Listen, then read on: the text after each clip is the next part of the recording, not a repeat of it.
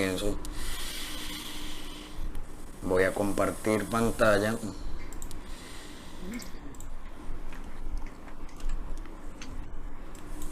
Y continuamos con las inteligencias múltiples que quedaron pendientes la semana pasada.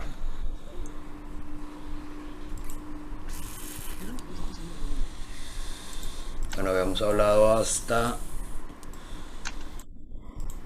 las inteligencias múltiples, inteligencia sinestésica.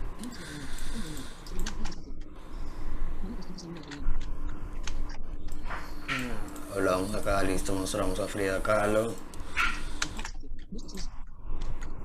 Y bueno, la siguiente que viene después de esto es la inteligencia musical. Pero entonces yo le decía a Hernán y a Carlos que hay un punto del diplomado, más o menos por ahí como en el módulo 4 o 5, creo que es el 5, cuando hablamos de discapacidad cognitiva, en donde yo doy una clase de tiene que ver con el tema de musicoterapia, tiene que ver con mucho el tema de la implementación de la música dentro de lo que es todo el cuadro educativo, marco educativo. Entonces no vamos a explicar la inteligencia musical ahora, sino en ese punto yo me tomaré la clase específica para poder explicar más o menos de qué va todo este tema de la inteligencia musical.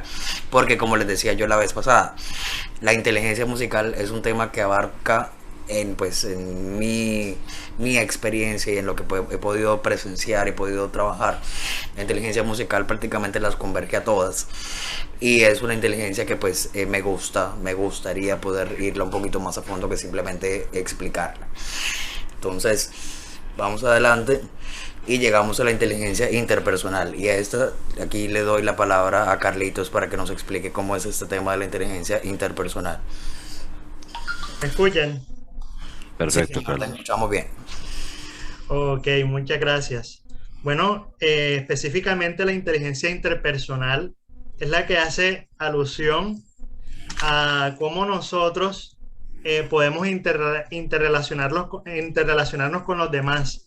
Es la que hace referencia a cómo tenemos nosotros habilidades con respecto al diálogo, con respecto a la resolución de problemas, con respecto al tema de socialización, con respecto a todo el manejo de entablar comunicación y relaciones con otras personas.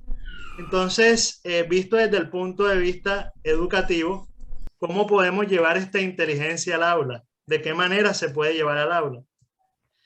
Eh, es importante, que recordemos algo del DUA, ¿verdad? Si recuerdan que en el DUA había uno de los principios que hablaba de las diferentes formas de implicación, ¿verdad? Que a mí me encanta, que es el porqué del aprendizaje. Me fascina la implicación del conocimiento, sobre todo porque despertamos todo lo que es la parte afectiva, y sobre todo en lo que es la parte de las relaciones interpersonales, eh, ayuda muchísimo a que esto se pueda vincular al aula. Entonces siempre es bueno que en nuestro proceso de observación como docentes, siempre que tengamos la posibilidad de mirar, observar el comportamiento de nuestros estudiantes, nos demos cuenta de esos talentos y esas habilidades que tienen.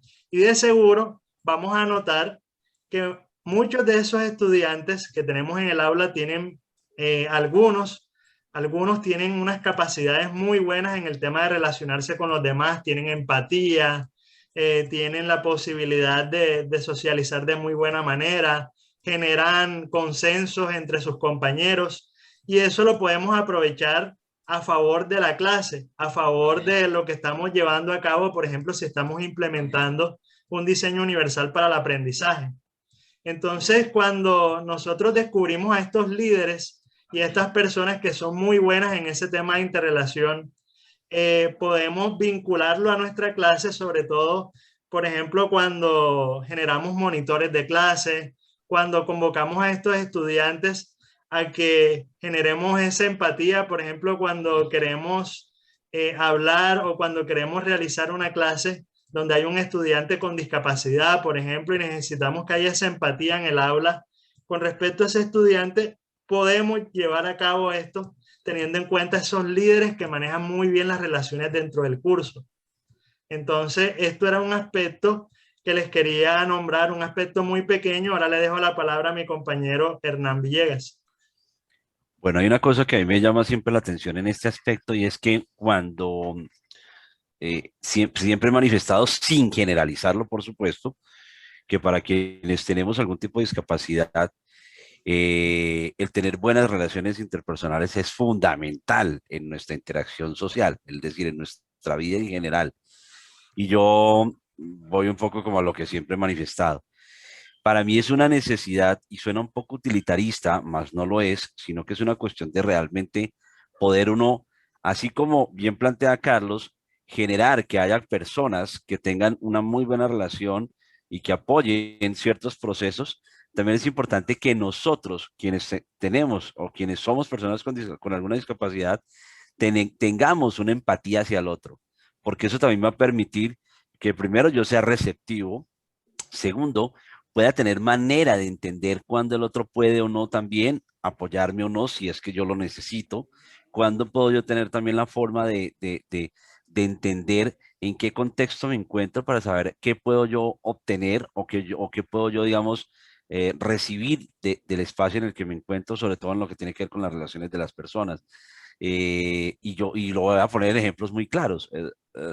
Si yo salgo a la calle como persona con discapacidad visual, en una actitud agresiva, en una actitud hosca, en una actitud fuerte, con una expresión facial malacarosa y tal, y de repente me voy a arrimar a decirle a alguien, mira, usted me puede, y ni siquiera tengo la forma, ¿no? O sea, usted me ayuda a cruzar la calle, me ayuda, mire, primero salte, ¿cierto? O sea, están de malas, ni siquiera saludo, ni siquiera buenos días, ni siquiera disculpe, ni siquiera oiga, qué pena, le puedo pedir un favor. Es decir, es para nosotros también importantísimo mirar que si bien es chévere que haya gente que tenga un nivel de empatía y un nivel de conocimiento de las relaciones interpersonales, nosotros también practiquemos, digamos, implementar o mejorar estas habilidades desde el punto de vista de las inteligencias múltiples. Entonces creo que hay un trabajo muy chévere por desarrollar en que el niño no es la víctima, ¿cierto? O el estudiante no es la víctima, pero tampoco puede pasar a ser el victimario. O sea, que hay que saber entender muy bien cómo el niño debe aprender a tener ese tipo de relaciones, buscando también recibir y también, por supuesto, aportar. Ok, bueno, muchísimas gracias a todos, a los dos. Bueno, aquí tengo la disposición donde hablamos de cómo potenciar la inteligencia interpersonal. Tenemos aquí ejemplos como la empatía, enseñar acerca de la diversidad, enseñar a interactuar sanamente con todos. Otra vez empatía, pero ya es de una parte solidaria, empatía y solidaridad. Son cosas particulares que los niños deberían como tener en cuenta en sus procesos de aprendizaje. Bueno, yo me voy a... Perdón, un poco lo que veníamos diciendo, ¿no? O sea, el tratar de que los niños tengan ese nivel de estimulación Sí, bidireccional, ¿no? No solo por parte mía como persona con discapacidad, sino también de grupo. Y yo lo resumo en una frase, es una cuestión de derechos, pero también de deberes. Sí, o sea, todos tenemos derechos, todos tenemos derechos. todos tenemos deberes, ¿cierto? Así es. Yo me había volado la diapositiva donde está la definición, pero bueno, pienso que tuvieron suficiente tiempo como para leerlo en la pantalla. Pero sí me gustaría... Tenemos un compañero con baja visión, Andresito, por favor. Sí, sí, sí, por eso. Precisamente por eso. La capacidad, por eso lo había volado y me acordé. Dale, gracias.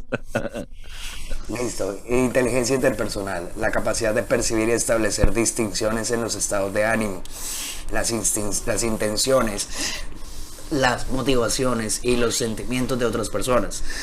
Esto puede incluir la sensibilidad de las expresiones faciales, la voz y los gestos, la capacidad para discriminar entre diferentes clases de señales interpersonales y la habilidad para responder de manera afectiva a estas señales en la práctica. Por ejemplo, influenciar a un grupo de personas a seguir una cierta línea de acción. Una persona líder, una persona con habilidad de liderazgo, básicamente. Desde la siguiente diapositiva está Tony Meléndez, músico, conferencista que trabaja en temas de autoayuda y a nivel mundial. Ajá. Y listo, aquí estaba cómo potenciarla. y listo. Entonces Una, pasábamos a una, la... una cosa, Andrés, que nos encontramos allí, Carlos, qué pena, es que, por ejemplo, en el caso de las personas con, digamos, con discapacidad visual, repito, sin generalizar, lejos estamos del tema, pero sí pasa mucho. A mí en particular me ocurre. Yo me encuentro 2 segundos con el señor de la portería, el señor que está allí, el auxiliar de seguridad que está en la portería de nosotros, y lo saludo y solo con su respuesta yo digo, ¿qué le pasa? ¿Cierto? O sea, hay un conocimiento del otro, hay un conocimiento de la expresión, de la tonalidad que la persona emplea, hay un conocimiento de la actitud que la persona puede tener respecto a cómo es otras veces. Y yo salgo con la perrita, hago la vuelta que tengo que hacer con la perrita y vuelvo y de repente le digo, don fulano, cuénteme, ¿usted tiene algo? ¿Algo le ocurre? O la persona que te llama y te saluda, creo que a Carlos también le debe pasar, que lo llaman a uno y con solo le, hola, ¿cómo estás? ¿Qué tenés? Sí, o sea, uno de una tiene esa capacidad de eso, y eso es parte de esas relaciones, de esas buenas relaciones interpersonales que tenemos y que vamos estableciendo. En las familias se ve mucho, ¿no? Entre hermanos se ve muchísimo eso, porque se conocen, se compenetran, los padres, las madres y los padres que especialmente lo conocen a uno muchísimo, manejan este tipo de relación al 200%. Bueno, mira, Nana, ahora que mencionas tú eso, y bueno, yo les pido disculpas si me sienten así como un poquito afanoso por terminar el tema rápido, para que haga el cronograma y todo ese tema. Yo soy un poquito cuadriculado con eso, pero sí me parece importante, ahora que mencionas eso, hablar acerca de una experiencia muy específica, teniendo en cuenta la inteligencia interpersonal desde la perspectiva de la discapacidad auditiva. Tú nos hablaste un poco de lo que es lo que vive por lo general una persona con discapacidad visual desde este punto de vista.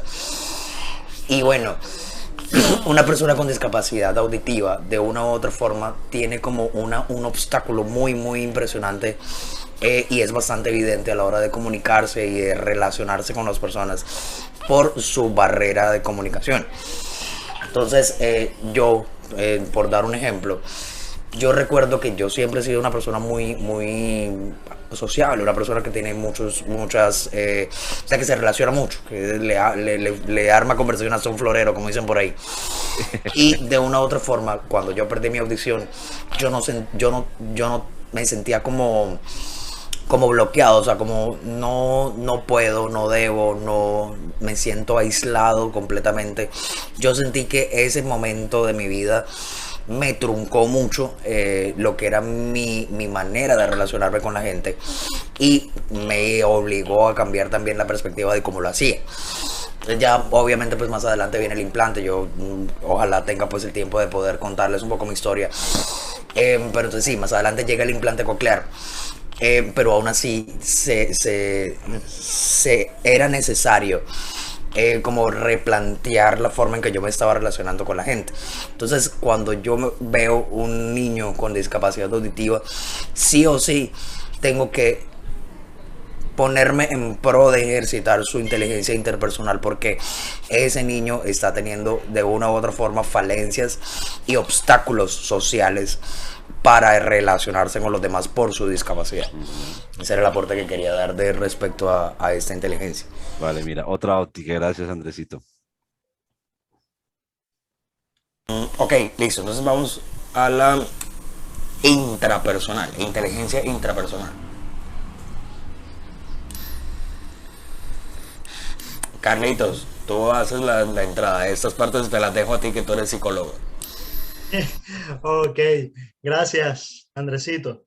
Bueno, respecto a la inteligencia intrapersonal, yo diría que esta es muy, pero muy importante, y Hernán, de hecho, nos acaba de dar un punto de vista muy, muy importante, y es el autocomprendernos, el autoconocernos. La inteligencia de poder entender nuestro comportamiento y nuestra conducta. Eso es fundamental dentro del aula de clase y dentro de ese proceso de relacionamiento que tenemos con los demás.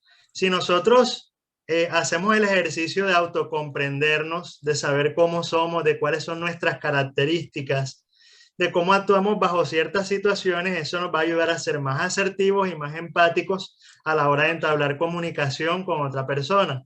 Y cómo nosotros podemos estimular dentro de la clase ese proceso de inteligencia intrapersonal, que es lo que lo involucra a uno como persona, como sujeto, en el sentido de autocomprenderse. ¿Cómo podemos hacer esto? Hay algo muy importante, y es que los docentes no solo deben llevar su trabajo dentro del aula, sino también fuera del aula. El espacio educativo no solo termina bajo las cuatro paredes del salón de clases, sino que también va mucho más allá. Y hay algo muy importante, apreciados docentes, que les quiero decir en esta tarde, y es que si van a corregir, si van a hacer un llamado de atención a sus estudiantes, procuren hacerlo en un espacio prudente y pertinente.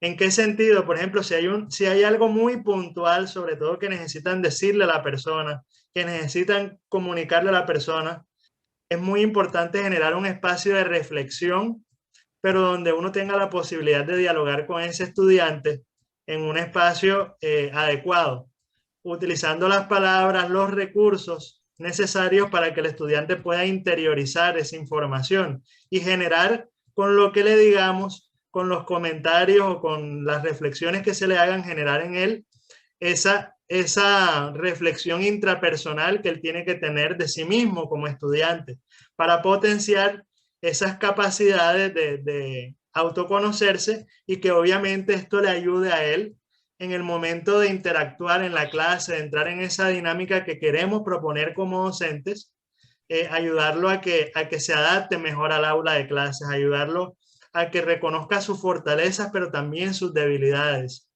Y obviamente esto va a ayudar a que cualquier cosa que nosotros implementemos dentro del aula, dentro de lo metodológico y lo pedagógico, él lo pueda llevar de una mejor manera por el hecho de reconocer todos sus aspectos. Adelante, Hernán. Bueno, antes de que Hernán Dale, Andrés. me gustaría leer la diapositiva que tenemos. Por favor, de una. Listo. El conocimiento de sí mismo y la habilidad para adaptar las propias maneras de actuar a partir de ese conocimiento.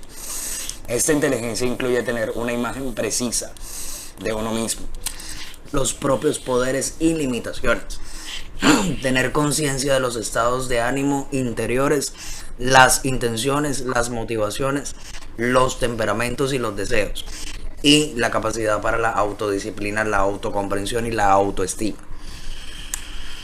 Dale, Hernán, ahora sí, continúa. Bueno, gracias, me arreglaste el tema por esto, porque allá iba un poco como a comentar. En esto es fundamental que nosotros aprendamos y yo llevo mucho al docente a que contribuya en ese proceso de construcción y de fortalecimiento del conocimiento que tiene cada uno de los niños, como bien lo plantea Carlos. ¿Por qué? Porque si cuando yo, como Hernán Villegas, como persona con discapacidad, conozco hasta dónde puedo llegar y hasta dónde no puedo llegar, ¿cierto? Pueda tener primero metas claras y objetivos posibles, ¿cierto? Entonces, a la hora de trazarme objetivos, que si bien se dice uno se trata metas cortas, es ir superando etapas, pero con objetivos alcanzables, eso es posible en la medida que yo conozca hasta dónde puedo llegar, ¿cierto? A mí esa frase a veces es un poco como de cajón, es que no tenemos límites, sí, de acuerdo, chévere uno tener una visión muy amplia, pero hay que ser realistas, es decir, habrá cosas que por mis condiciones visuales no podría realizar y yo no puedo pretender hacerlas por más que soñemos que lo podamos lograr, ¿cierto? O sea, habrá momentos en que ya hay una cosa real entre lo que ocurre y lo que yo puedo soñar hacer. Entonces ese conocer me permite me permite asumirlo. Ejemplo, asumir un reto. En esto venía una señora aquí a mi casa y me decía, dudé mucho en llamarlo porque no me quería confrontar. Una persona con discapacidad que está apenas asumiendo su proceso. Y yo le decía, el asunto de confrontarse es absolutamente razonable, pero lo interesante es que usted está asumiendo el reto de confrontarse. Cuando usted decide llamarme, ya está conociendo que usted sí puede enfrentarlo. Y el tema es ese, es aprender que nosotros tenemos un manejo de a dónde podemos llegar, pues de superar el miedo, el de tener la capacidad de adaptarnos es fundamental. Y a mí me pasa mucho, yo ya les he contado que, por ejemplo, yo viajo mucho por razones de trabajo y normalmente viajo solo, nunca viajo acompañado de una persona. Bueno, viajo solo, es un decir, porque siempre voy con la perrita, con mi lazarillo, pero siempre viajo, digamos, sin la compañía de alguien humano que me acompañe, que esté conmigo, y eso implica amoldarme a las distintas situaciones, a los espacios, entonces aprender a manejar ese manejo espacial, adaptarme a las condiciones climáticas, adaptarme a las condiciones alimenticias, que por cierto me cuesta mucho trabajo, el aprender a que tengo que aprender a relacionarme con la gente, que tengo miedo, pero que lo tengo que enfrentar porque me genera un temor terrible y un vacío en el estómago permanente, el no saber a dónde voy, en qué condiciones voy a llegar, si voy a encontrar un buen sitio donde dormir, es decir, todo lo que genera, pero me conozco lo suficiente para saber que lo voy a lograr. De hecho, llevo más de 10 años en esas condiciones, viajando por todos los lados, y tanto fuera como dentro del país, y es parte de mi reconocimiento personal, de mi autorreconocimiento, el poder enfrentar ese tipo de retos. Entonces, creo que es una labor muy fuerte la que tenemos nosotros como orientadores, desde las directivas, desde los que hacemos programas de apoyo, de los docentes, papis y mamis, apoyar a que el niño o niña o persona con discapacidad tenga este tipo de fortalecimientos. Ok, Hernán, gracias. Bueno, mira, aquí en esta diapositiva tenemos una persona, Lizzy Velázquez, no sé si la habrán visto ya antes, estadounidense, tenía 17 años cuando, consultando YouTube un video titulado La mujer más fea del mundo, le llamó la atención, duraba apenas 8 segundos y tenía 4 millones de visualizaciones. Le ganó la curiosidad haciendo clic y se quedó de piedra. La mujer de la que hablaban era ella. Estaba impresionada, cuenta Velázquez, pero no fue hasta que empecé a leer los comentarios cuando me hundí del todo. Bueno, no sé si han visto o han podido escuchar de la historia de Lizzy. No sé si vemos un videito, nos alcanza de pronto el tiempo. Sí. Para compartirles un videito de ella y conozcan un poco, pues, lo que ha sido... Lo que es reconocerse. Sí, lo que es el proceso precisamente. Mientras lo buscas, les cuento algo. Una de las labores, digamos, que hacemos nosotros desde el ejercicio de Soy Baja Visión Colombia, que ya vamos a hablar de ello más adelantico, en la siguiente media hora, bueno, hemos de hablar del tema, es justamente eso, empezar a autorreconocernos. Los psicólogos no están muy de acuerdo con la iniciativa, pero la idea un poco es como apropiarnos es decir, cuando yo reconozco que yo me llamo Hernán Villegas, digo, yo soy Hernán Villegas, yo soy trabajador social, yo digo, yo soy Baja Visión, es decir, asumo una postura y una situación puntual que tengo en mi vida, y el tema está en cómo la asuma, y eso depende también de cómo me reconozco yo. ¿Listo? Dale, Andrés. Así es, Hernán. Dale, listo. Entonces ya tengo el video acá, vamos a darle play. Me confirman si lo escuchan bien. Perfecto. Sí. I'm really excited to be here. I kind of want to tell you a little bit more of the... Dejó de escucharse.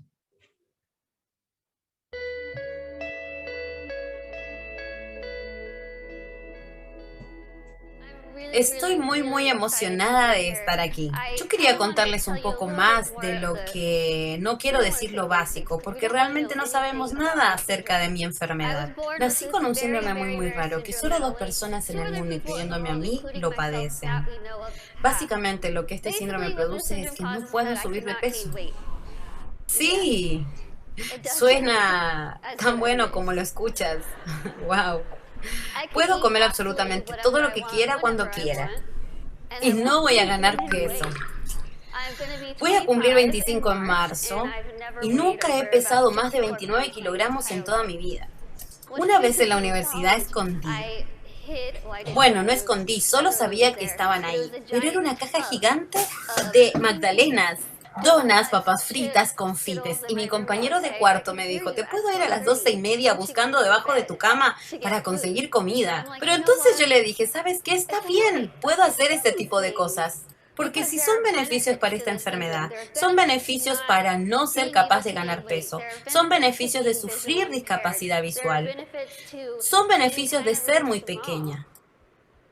Mucha gente piensa, Lizzie, ¿cómo es posible que tú estés diciendo que hay beneficios cuando solo se puede ver con un solo ojo? Déjenme decirles cuáles son los beneficios, porque son grandiosos. Uso lentes de contacto.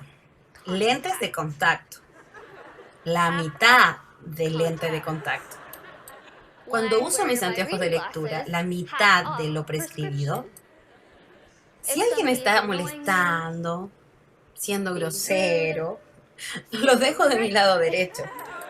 Es como que ni siquiera estuviera ahí, que ni siquiera sabía que estaba parado ahí. Ahora sí me paro así, no tengo idea de que existe este lado de la sala. También, al ser pequeña, estoy más dispuesta a ser voluntaria para ir a programas de bajar de peso, ir a algún gimnasio y decir, hola, soy Lizzie. Me gustaría hacerles promoción en algún póster. Pondré mi fe en lo que necesites y diré, hola, yo usé este programa y mira los resultados. Aunque incluso existan cosas sorprendentes que pasan con esta enfermedad, también hay cosas que han sido muy difíciles, como ya se pueden imaginar. Fui criada 150% normalmente. Fui el primer hijo de mis padres. Y cuando nací, los médicos le dijeron a mi mamá, su hija no tiene líquido amniótico alrededor de ella. En absoluto. Así que cuando nací, fue un milagro, que hubiera salido gritando. Los doctores dijeron a mis padres, solo queremos advertirles, no esperen que su hija pueda hablar, caminar, gatear, pensar o que haga cualquier cosa por ella misma. Ahora, como padres primerizos, padres por primera vez, podrían pensar que mis padres dirían, oh no, ¿por qué? ¿Por qué estamos teniendo nuestro primer hijo, teniendo todos estos problemas desconocidos? Eso no fue lo que hicieron. Lo primero que dijeron al doctor es, queremos verla y vamos a llevarla a casa y amarla y criarla como mejor podamos. Y eso es lo que hicieron. Les doy crédito de casi todo lo que he hecho en mi vida a mis padres. Mi papá está aquí hoy y mi mamá está en casa viéndome. ¡Hi, mami! Se está recuperando de una cirugía. Ella ha sido ese pegamento que ha mantenido a la familia unida, dándole la fortaleza para que veas que está pasando por tanto, pero tiene ese espíritu de lucha que ha inculcado en mí, que yo, con tanto orgullo, he podido pararme frente a la gente y decir, ¿sabes? He tenido una vida muy difícil, pero eso está bien. Eso está bien. Pensar en algo de miedo, piensa en algo difícil. Una de las cosas más grandes que he tenido que hacer frente al crecer es algo que estoy segura que todas en esta sala han lidiado antes. ¿Puedes adivinar qué es? Piensen, ¿lo adivinaron? Chicos, los matones. Yo sé que todas están pensando, debería haber venido, debería haberme sentado con ellos. Tuve que enfrentar al matonaje mucho, pero como he dicho, me criaron muy normalmente. Así que cuando empecé el jardín de infantes, no tenía idea que me veía diferente, ni idea. No pude ver que me veía diferente a los otros niños. Lo veo como una bofetada de realidad para un niño de 5 años, porque fui a la escuela el primer día, vestida de Pocahontas. Yo estaba lista. Entré con mi bolso que parecía una caparazón de tortuga, porque era más grande que yo, y abordé a una niña pequeña. Le sonreí, y ella me miró como si yo fuera un monstruo, como si fuera la cosa más aterradora que vio en su vida. Mi primera reacción fue, ella es muy grosera. Yo soy una niña muy divertida, así que ella se lo pierde. Así que me iré a este lado y jugaré con bloques o chicos. Pensé que el día iría mejorando, pero por desgracia no pasó. El día fue de mal en peor. Un montón de gente no quería tener nada que ver, absolutamente nada conmigo. No puedo entender por qué. ¿Por qué? ¿Qué hice? No les hice nada a ellos. En mi cabeza todavía era una niña genial. Tuve que ir a casa y preguntarle a mis padres qué está mal en mí, qué hice, por qué no les gusto. Me sentaron y me dijeron, Lizzie, lo único que es diferente en ti es que eres más pequeña que los otros niños. Tienes esta enfermedad, pero no va a definir quién eres. Me dijeron, ve a la escuela, levanta la cabeza, sonríe y continúa siendo tú misma. Y la gente verá que eres justo como ellos, así que eso fue lo que hice. Quiero que pienses y pregúntate esto en tu cabeza. ¿Qué es lo que te define? ¿Quién eres? ¿De dónde vienes? ¿Son tus antecedentes? ¿Son tus amigos? ¿Qué es lo que te define? ¿Quién eres como persona? Me tomó mucho tiempo para darme cuenta qué me define a mí. Mucho tiempo pensé que lo que me definía era mi apariencia. Pensé que mis diminutas piernas, mis pequeños brazos, mi pequeña cara era fea. Pensé que era asquerosa. Odiaba cuando me despertaba en la mañana e iba a la escuela y miraba al espejo para prepararme. Pensé, puedo borrar esta enfermedad. Haría mi vida mucho más fácil si tan solo pudiera sacármela. Podría verme como los otros niños. Podría comprar ropa que no tuviera Dora la Exploradora. No tendría que comprar cosas que encandilaran a los niños para ser la niña más cool. Deseaba, rezaba, esperaba y hacía todo lo que podía para rezar, para despertar en la mañana y ser diferente. Y no tendría que hacerle frente a esta lucha. Y es lo que quería todos los días y todos los días me decepcionaba. Tengo un sistema de apoyo increíble, increíble alrededor mío. Y nunca me tienen lástima, que están ahí para recogerme cuando estoy triste y que están ahí para vivir conmigo durante los buenos momentos y que me enseñaron que incluso teniendo esa enfermedad, incluso si las cosas son difíciles, no puedo dejar que eso me defina. Mi vida fue puesta en mis manos. Al igual que ustedes, su vida fueron puestas en las manos de ustedes. Tú eres esa persona que se sienta delante de tu coche y tú eres quien decide si su coche se mueve, va por un buen camino o por un mal camino. Tú eres el que te define. Déjenme decirles que es realmente fácil, quiero decir realmente difícil de entenderlo. Ok, quiero dejar el video hasta acá porque pienso que ya ella dijo una de las frases más importantes cuando ella dice que eres tú mismo quien decide lo que te define. Eres tú mismo quien toma el volante de tu carro, eres tú mismo quien decide hacia dónde va, si toma buenas decisiones o toma malas decisiones. De aquí en adelante pues son más historias de ella, un poco más de anécdotas y eso, entonces quiero pues poder continuar con el material. Entonces más o menos ya pudimos ver un poquito lo que es la historia de Lizzie. Listo, entonces vuelvo con la diapositiva.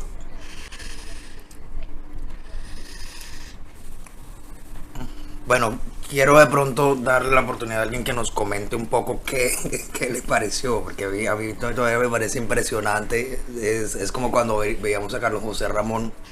Me parece bastante fuerte escucharla, pues su vivencia, su experiencia. Y de cierto modo, pienso que todos aquí nos sentiremos identificados de alguna manera. Yo tengo una anécdota muy bonita que a mí me gusta, me da risa, porque yo recuerdo que mis estudiantes, yo tengo unos estudiantes pequeñitos de prejardín,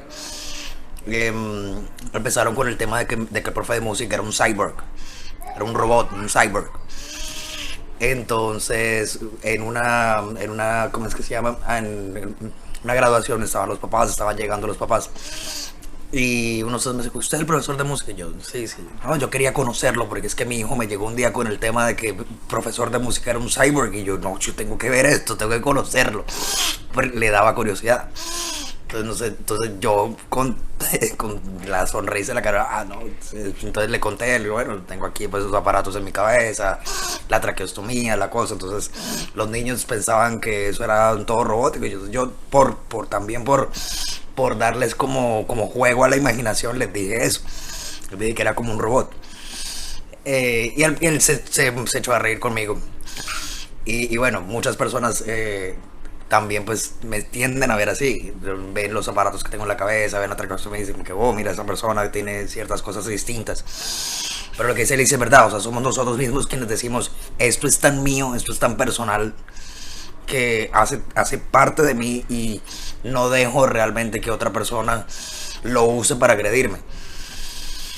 Eso lo dice Tyrion Lannister en la serie de Game of Thrones cuando dice: nunca olvides lo que eres, sino llévalo como una armadura y así nadie va a poder usarlo para lastimarte. Ok, listo, cierro mi intervención. No, es que anécdotas, yo creo que hay muchas. Voy a contarles una mientras, no sé si va revisando Andresito si hay manitos levantadas de alguien que quiera participar, pero creo que un poco me lleva a recordar el tema de mis gafas, ¿no? Para Carlos, mis gafas son bastante gruesas y cuando estaba más pequeño, las primeras gafas que tuve eran mucho más gruesas porque eran en vidrio, o sea, eran unas gafas que yo no me podía ni agachar porque de una salían hacia adelante y me caían. Entonces, el gran temor mío siempre era el cómo me iba a ver la gente y cómo me iban a ver mis compañeritos, y más aún cuando llegué a la edad de la adolescencia, el tema de la imagen, ¿no? De ese fortalecimiento de la imagen propia, de cómo me veo yo, cómo me siento yo, pero a la vez cómo me ven los demás, era muy complicado porque yo decía, yo con estas gafas, por ejemplo, con estas gafotas, que voy a generar, digamos, llamada atención de las chicas y demás y todo el cuento. Y creo que era tal vez la mayor preocupación que yo tenía. Rechacé las gafas muchísimo. Yo me acuerdo que cuando tenía percances, tenía accidentes, lo primero que yo hacía era aventar las gafas lejos y salían un lente para un lado, el otro lente para el otro y tal, cuando era de buenas que no se desbarataban, ¿no? Pero entonces, ¿cómo empieza uno después a fortalecer el tema, a ir, digamos, explorando y dándote cuenta que los amigos se te acercan porque tienes algo para aportar como persona, que las chicas se te acercan porque detrás de tus gafas y en el resto de tu estética, porque no podemos negar que todos de alguna manera también nos preocupamos por eso. Algunos aprendemos a manejar que no somos tan estéticos como otros, pero en sí, que te van acercando porque tienes una estética que puede ser agradable, además de tu forma de ser y demás, y vas fortaleciéndote en ese construir tu personalidad. Yo creo que eso es muy, muy interesante verlo desde esa lógica de cómo vamos fortaleciéndonos. Ok, listo. Entonces, formas de potenciar esta inteligencia. Es importante la vida espiritual. Independientemente de lo que crea cada quien, independiente de tener pues una espiritualidad, creas en lo que creas. Dar espacios de intimidad, tener mente abierta. Ok, tengo una mano levantada por acá de Santiago. Vamos a darle la palabra un momentico. Santiago, ya puedes habilitar tu audio.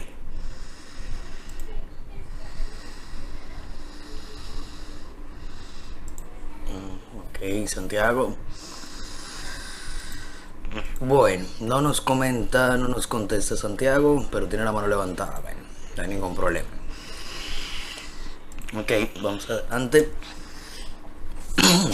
Ay, buenas tardes. Es que mi nombre es Xiomari Barrios. Es que aparece el nombre del correo de mi hijo, pero soy Xiomari Barrios. Ok, Disculpe. Por eso muy Santiago no la agarraba tarde. Muy buenas tardes. Mire, yo soy psicóloga del municipio de Girardot, de Cundinamarca.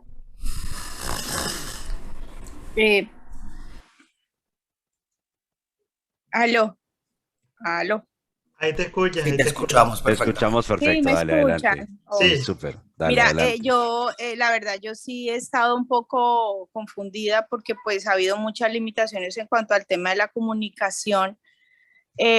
Sí quisiera pues solicitar abiertamente una intervención porque la verdad me ha parecido súper interesante todo el tema, me encanta, pero soy un poquito perdida en cuanto al primer módulo porque pues yo trabajo y pues no he visto todas las clases. Entonces, si quisiera, ahorita me conecté tarde, que me pudieran hacer un paréntesis, no sé si muchos están en mi misma condición, pero por ejemplo la actividad de ayer no fue muy clara, la del lunes no fue muy clara, a la del martes no fue muy clara, entré por esa presentación que hay un trabajo, pero pues sí, me encanta todo esto, pero sí me gustaría que me pudieran retroalimentar, no sé si en otro espacio para no interrumpir la clase. Básicamente era eso. Ok, vale, listo. No, si puedes, en otro momento, ahorita mismo nosotros vamos a continuar. Si es por el tema de las clases que no has podido estar, esto queda grabado. Estas clases van a estar en YouTube y por el grupo las van a estar compartiendo. Ya los coordinadores pues tienen un tiempo designado, no sabemos exactamente, puede ser, creo que son mínimo 48 horas, no me acuerdo exactamente, pero ellos van subiendo las clases a YouTube y las comparten. Entonces más adelante tú podrás ponerte al día con las clases anteriores. El módulo 1 debió haber terminado pues la semana pasada según el cronograma, pero pues se nos ha retrasado un poquito. Y el módulo termina con esto, con estas inteligencias múltiples. Ya después de eso comienza el segundo módulo, que es discapacidad visual. Y la actividad de ayer era simplemente como hacer una síntesis, un comentario de todo lo que aprendieron, todo lo que tuvieron pues para reflexionar, todas las nuevas experiencias que tuvieron con pues toda la temática de las generalidades de la inclusión que vimos en el primer módulo. Entonces, bueno. Perdón, ya hay algunas de las clases que ya se han compartido en los grupos, ¿cierto? No van todas, pero ya se han compartido algunas. Sí, yo les Y quiero ya las pedir el hemos favor de que si compartido. levantan la mano, pues sea para aportar algo ahorita mismo de lo que estamos hablando. Si van a preguntar algo respecto a organización, cronograma, módulo, tareas, lo que sea, nos los pueden dejar por el chat y eso lo vamos a estar mirando. Lo aclaramos. Eso se puede responder así. Pero que me levante la mano, yo quiero que la persona que levante la mano pueda hacer un aporte de lo que estamos trabajando ahora mismo. Entonces tengo a Aura Sierra por acá. La tenemos en cámara ya también. Te voy a habilitar el audio. Me cuentas. Ahí te debe aparecer una ventanita. Listo, dale. Hola Ya. Aura, ¿cómo estás? Hola, Laura, buenas noches. Hola, buenas noches. Laura, bienvenida. Gracias. Uy, tanto tiempo. Siempre no había podido, pues, sí, siempre levantaba la mano, pero yo decía, no me ven, me veo como invisible. Anda, disculpa, no es que no te veamos. Muchas veces a veces uno está No, como. te aseguro que nosotros no te hemos visto. Carlos y yo no te hemos visto. Ah, no, yo sí, yo sí, yo sí. Sí, sí. Bueno, bueno, mi nombre es Aura, soy de acá de CRT Córdoba. Pues bueno, mi aporte, pues yo soy estudiante, apenas estoy empezando, bueno, empezando no, ya casi que me gradúo. Soy tecnóloga en atención a la primera infancia. Entonces, o sea, me considero como la más pollita de todos los que están aquí, creo. Sí, o sea, todos los temas hasta el momento me han parecido súper interesantes, ya que me han ayudado bastante a, a poder de pronto solucionar algunas dificultades que he visto en ciertos niños, sí, algunos vecinitos por aquí, toda la cosa. En cuanto al tema de hoy, pues, sí, yo entré ahorita un poquito más tardecito, porque no tenía para entrar y estaba preguntando y esto, pero hasta que sí pude entrar, gracias a Dios sí pude entrar a la clase y todo. En cuanto al video, que estuvimos viendo ahorita, pues sí, yo quiero aportar, o quiero sí aportar o preguntar, no sé, sobre, sí, ahí nos dicen que pues las inteligencias que es múltiple.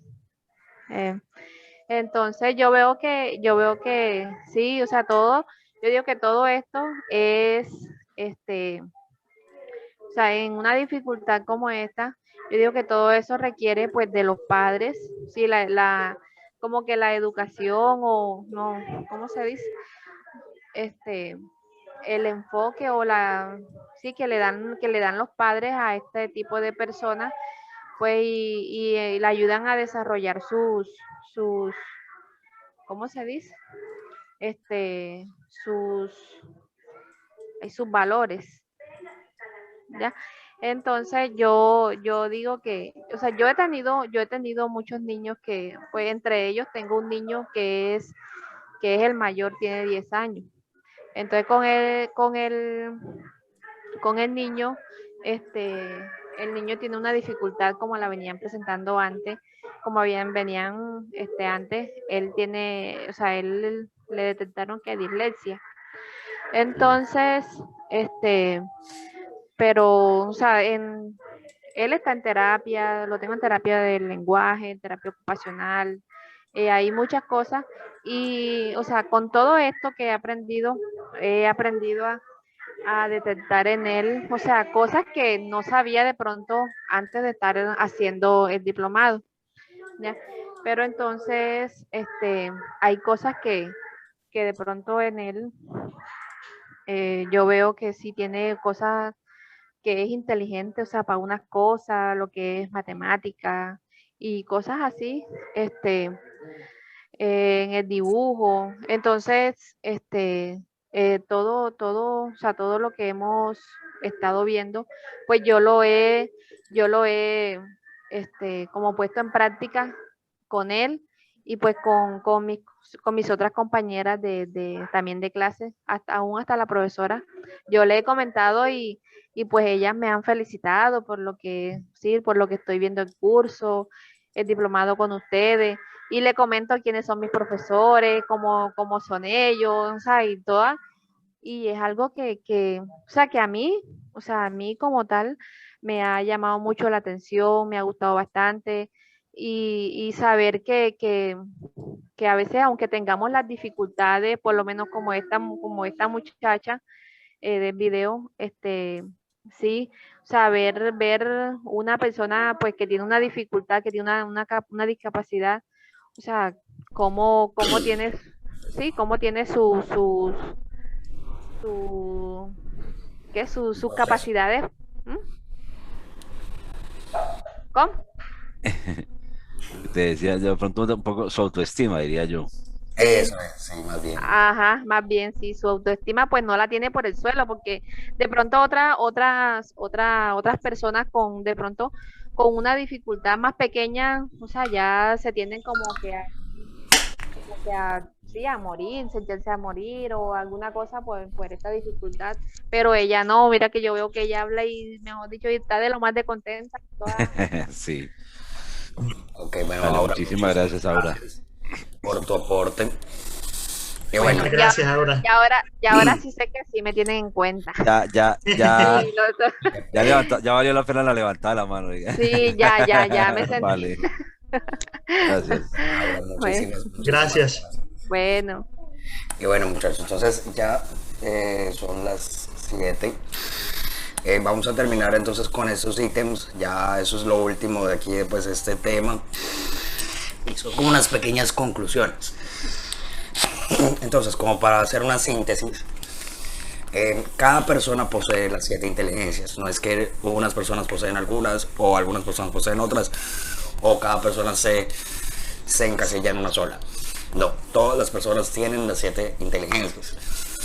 Solamente que pues algunas son más marcadas en otras que otras mismas. La mayoría de las personas pueden desarrollar cada inteligencia hasta un nivel adecuado de competencia. Lo dije ahorita. Todos tenemos todas las 7 inteligencias, pero algunas personas desarrollan unas específicamente hasta un nivel específico. Las inteligencias por lo general trabajan juntas y de manera compleja. Esto lo voy a explicar un poco más cuando hable de la inteligencia musical, ya que, como les dije, es como precisamente ese trabajo conjunto de varias inteligencias. Pero sí, entonces yo puedo realmente estar desde un plano de inteligencia lógico-matemáticas mientras también estoy ejercitando alguna otra inteligencia como la visual espacial, etcétera. Hay muchas maneras de ser inteligente de cada categoría. Es decir, una inteligencia lógico-matemáticas no simplemente se destaca por los números, las operaciones matemáticas, sino también se puede manifestar de otras formas. Vamos adelante. Aquí hay otros ítems más. pueden ser afectados por lesiones cerebrales. Efectivamente, hay algunas inteligencias que debido a alguna afección neuronal tiene como bloqueada esa área del cerebro en donde le es bastante compleja pues desarrollarse sobre esa inteligencia. Hernán, ¿nos quería decir algo? Vi que levantaste la mano. No. Bueno, Ok. adelante. En este caso podemos tener el ejemplo claro de la dislexia o la discalculia. Son casos específicos en donde una persona por alguna especie de barrera de trastorno tiene una afección en esa específica inteligencia. Y pues ya si hablamos de lesiones como tal, pues motrices y algunas otras cosas que pues dejan como secuelas una lesión cerebral. Sí, Existen individuos. ahora no es que vamos a salir con que el niño tiene discalculia y es porque no sabe sumar, ¿no? Que no. que- Yo le digo, no, profe, es que yo tengo discalculia, que no sume, no hice la tarea. Más. Ok. Ok, existen individuos excepcionales en el dominio de estas, o sea, algunas específicas inteligencias. Pueden haber personas que tengan un dominio específicamente excepcional de esas, de alguna que otra específica inteligencia. Que tenga un curso particular en el desarrollo se puede contrastar experimentalmente observando sus efectos en el rendimiento ante tareas cognitivas diversas. Y bueno, creo que ese es el último ítem que quería pues como resaltar. Vamos a repetirlo. Se puede contrastar experimentalmente observando sus efectos en el rendimiento de tareas cognitivas diversas. Yo puedo saber, puedo de una u otra forma como tener un panorama de las habilidades de cada niño, de cada individuo, dentro del panorama de las inteligencias múltiples con ciertas tareas de experimento, ponerlo a hacer algunas actividades que me van a arrojar precisamente como esa mirada de cuáles son sus habilidades y cuáles son las inteligencias que tiene más desarrolladas. Entonces, esas son como unas perspectivas, y aquí pues ya mostrando la diapositiva, que tenemos que tener nosotros como docentes ante la mirada pues de las inteligencias múltiples en la práctica con los estudiantes. Nosotros tenemos que ser disciplinados, tenemos que tener una mentalidad disciplinada. Esto pues yo le resumo en orden, en organización, como tener pues una planificación específica de lo que estoy haciendo cuando utilizo, cuando pongo en práctica estas inteligencias, esta teoría. Mentalidad sintetizadora. Yo debo poder tener la capacidad de sintetizar, de tener una materia prima, de tener un material y poder convertirlo sí, darle forma específicamente para poder llevarlo a los estudiantes, teniendo en cuenta pues a través de qué inteligencia voy a trabajar con esta persona. Tengo que tener una mentalidad creativa. Esto lo hemos dejado claro durante todo el primer módulo, que nosotros cuando hablamos de inclusión y todo el tema del DUA, todo el tema de pues, las estrategias en el aula, y incluso ahorita que hablamos de inteligencias múltiples, nosotros tenemos que ser creativos, tenemos que ser innovadores todo el tiempo, estar buscando nuevas formas de hacer las cosas. Tenemos que tener una mentalidad respetuosa. Esto es... No hay que explicarlo demasiado. Nosotros tenemos que tener respeto por nuestros estudiantes independientemente de sus condiciones, y una mentalidad ética. Entonces con esto terminamos las inteligencias múltiples. Entonces, no sé si Carlitos o Hernán nos quieren una última. Tengo precisamente, Andresito, tengo dos comentarios que hacer. Por supuesto que sí. Dos comentarios que hacer. El primero, hay un detalle que me gustaría nombrarles, y es el tema de las inteligencias múltiples, entendiendo desde nuestra postura como docentes. Muchas veces sucede que tenemos una dinámica planeada para la clase y vemos un estudiante que está haciendo X o Y actividad. Antes de regañarlo, porque puede suceder que vemos que el estudiante habla, o el estudiante canta, o el estudiante se mueve, o el estudiante hace X o Y situación dentro del aula. Entonces, una recomendación es que antes de llamarle la atención, dediquémonos a observarlo por un momento. Y no lo regañemos, más bien acerquémonos a él, llamémosle la atención en el sentido de que estamos en este momento en la clase y después tendremos un diálogo tú y yo. Entonces, eso es muy importante porque nos va a permitir también tener una información de cómo implementar el tema de las inteligencias múltiples, entendiendo también las características de nuestros estudiantes. Entonces, esa era una de las cosas que les quería decir. Y con el permiso de mis compañeros, de Hernán y Andrés, hay una compañera, hay una estudiante que se llama Sandra Cristina, que nos quería socializar una información. Entonces, brevemente, a nuestra estudiante Sandra, por favor, si nos comunicas la información que nos tienes, brevemente, por favor. Nos levanta la manito para poder que Andrés la autorice. La mano para poder encontrarte y activarte el audio. Sí, por favor. Aquí está. Buenas noches, compañeros, ¿cómo están? Buenas noches. Puedes encender la cámara. Hola, Sandra, qué gusto. No me sirve, pero bueno. Sí, Vale, hola, Sandra. El profesor Carlos. Bueno, yo soy profesional en salud ocupacional. Yo le decía al profesor Carlos que estoy muy feliz, enamorada de este tema del diplomado, porque no solamente hay que aplicarlo como en su parte profesional, sino en la vida, en el diario vivir. Y hace poco, con unos compañeros, colegas de salud ocupacional, me mencionaron que hay una normatividad que es la ley en Colombia, ¿no? La ley número 2096, que salió hace poco, el 2 de julio de 2021, que dice que por medio de la cual se promueve el uso de tapabocas inclusivos y o demás elementos transparentes y se dictan otras disposiciones. Dice que la presente ley tiene como objeto promover e incentivar el uso de tapabocas inclusivo y o demás elementos transparentes con el fin de permitir y garantizar la comunicación de las personas con discapacidad auditiva.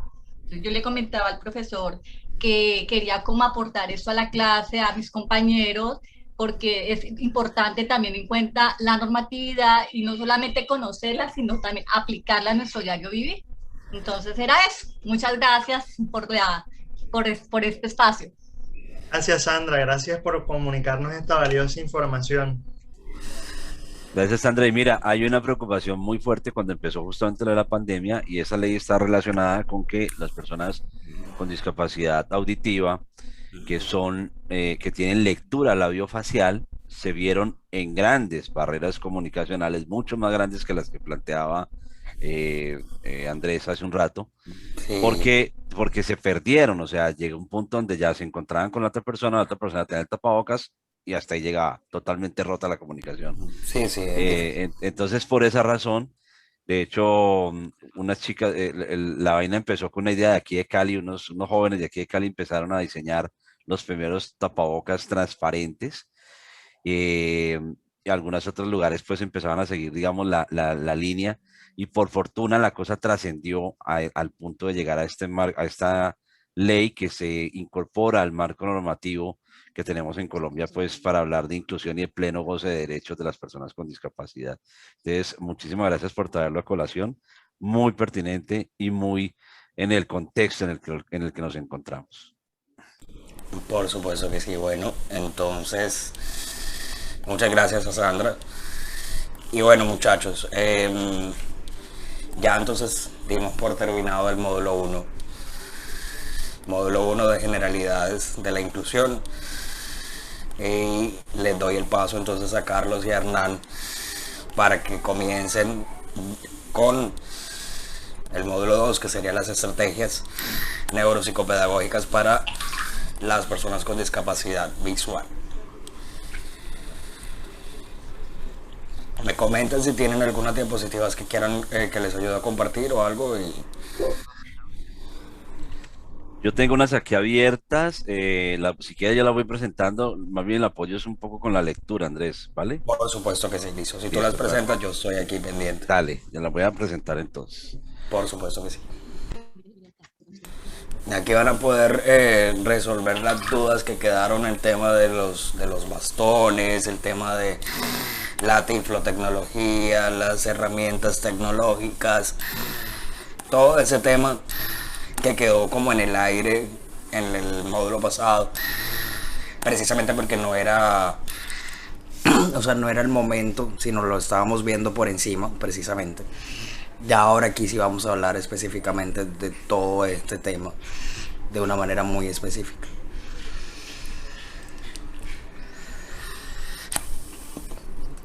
Me encanta tu alto contraste. A mí me parece que se ve súper genial así en alto contraste. ¿De qué color es, Andresito? Es negro, o sea, se ve todo negro, pero tiene unas líneas blancas y unos colores, por decirlo así, fluorescentes. Sí,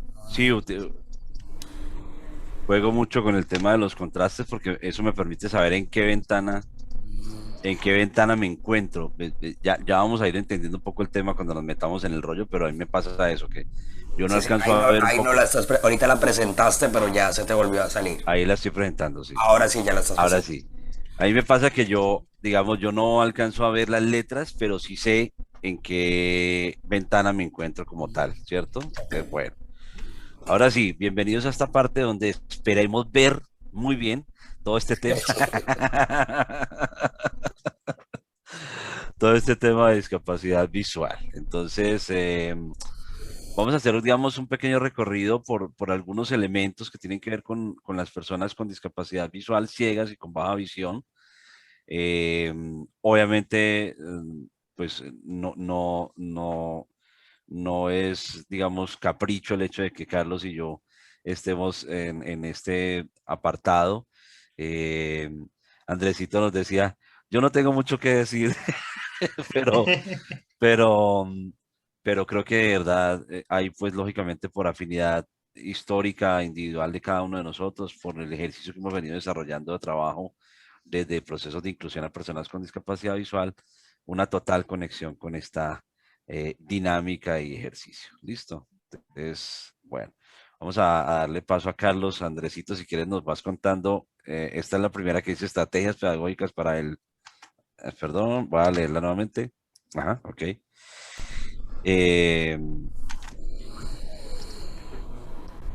Espérate un momento que no me la está leyendo. Ahora sí.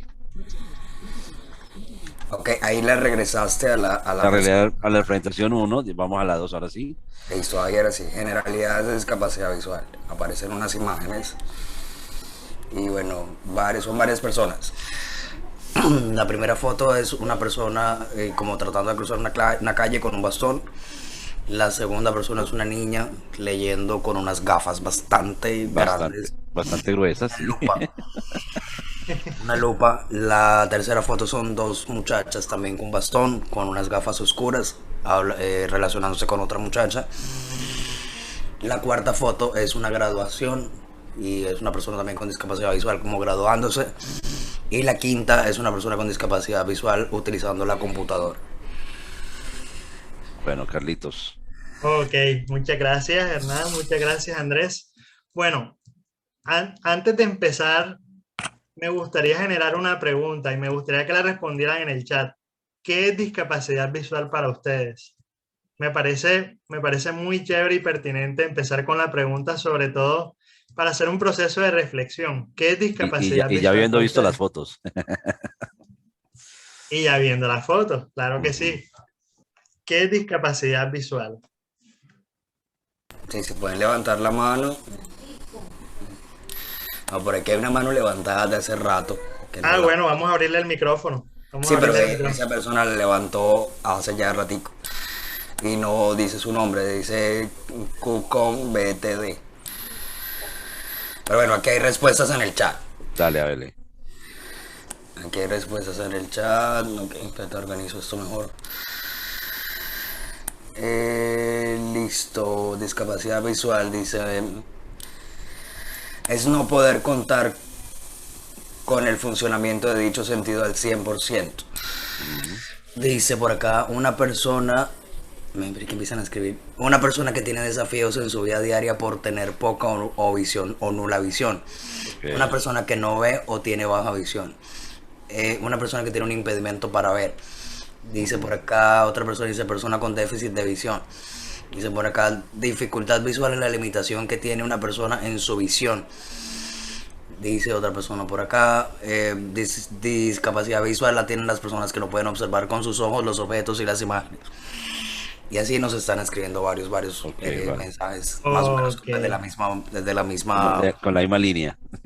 Sí, exactamente. Ok, perfecto. Bueno, muchos conceptos de los que han emitido efectivamente están muy relacionados con el tema, están muy relacionados y sí tienen sintonía con lo que vamos a expresar. Y la discapacidad visual se puede entender como la condición de un ser humano, la condición que tiene un ser humano, una condición que limita su visión tanto en campo como en agudeza, y esas limitaciones que se ven tanto en campo como en agudeza, entendiendo que el campo es el rango con el que nosotros observamos. Por ejemplo, ustedes saben que están de frente, ¿verdad? Cuando uno está de frente, una persona que no tiene discapacidad visual, a pesar de que está viendo de frente, alcanza a ver a sus lados, ¿verdad? Alcanza a tener una visión de lo que tiene a la derecha y de lo que tiene a la izquierda, aunque esté viendo de frente. Entonces, esto es lo que está relacionado con el tema del campo, y la agudeza es la nitidez con la que logramos enfocar los objetos y las imágenes que tenemos enfrente de nosotros. Y cuando hay una discapacidad visual, estos dos elementos se ven afectados, y se ven afectados de tal manera que la persona puede tener baja visión, ser persona con baja visión, o ser persona ciega. ¿Qué significa esto de persona ciega o con baja visión? Una persona ciega es la que no logra definir, no logra observar, no logra ver los elementos que tiene enfrente de sí. ¿La persona puede tener percepción de luz? Claro que sí puede tener percepción de luz. La persona puede estar en la penumbra total, o sea, no tener ningún grado visual, no observar ni siquiera la luminosidad, también puede ser. Entonces, ¿qué hace a la persona ciega? El hecho de no identificar absolutamente las imágenes que le permiten tener una funcionalidad visual. Entonces, cuando ya no hay una funcionalidad visual, esa persona es ciega. Y cuando esa persona tiene baja visión, me gustaría que lo comentara nuestro propio compañero Hernán Villegas. Bueno, cuando somos baja visión, cuando hay una pérdida visual o una reducción o una disminución visual no corregible ni con gafas, ni con cirugía, ni con tratamientos. Es decir, que ya es una condición donde, por ejemplo, en el caso mío, que tengo unas gafas gruesas, me permiten ganar una capacidad visual un poco mayor a si no usara mis anteojos, pero nunca van a llegar a ser una ganancia, nunca va a llegar a ser una ganancia que pase del 50% de lo que es la capacidad visual, de modo tal que yo ya no fuera baja visión. Es decir, si yo me pongo gafas y paso el 50% de lo que es digamos, la reducción visual, ya no sería baja visión, ¿cierto? Porque estaría corrigiendo, digamos, la falencia o la pérdida como tal. Empleo términos de falencia o pérdida para hacer claridad en la explicación, más no porque esté de acuerdo con el concepto, pero digamos que cuando hay la disminución, si no se corrige, seguimos siendo baja visión. Es baja visión, y aquí viene una pregunta bien interesante que ya lo vamos a ver, sino que me acuerdo, yo me voy acordando en el camino, es que, por ejemplo, preguntas que le hacen a uno. No, pero es que yo veo bien por un solo ojo.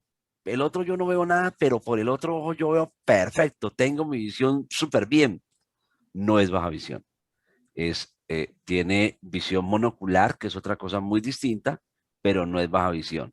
Si fuera como por ejemplo en mi caso, que yo no veo nada por mi ojo derecho, pero tengo además una pérdida o una reducción en mi capacidad visual que me permite solo ver un 30, máximo generosamente un 40% en mi ojo izquierdo, yo ya soy baja visión, ¿cierto?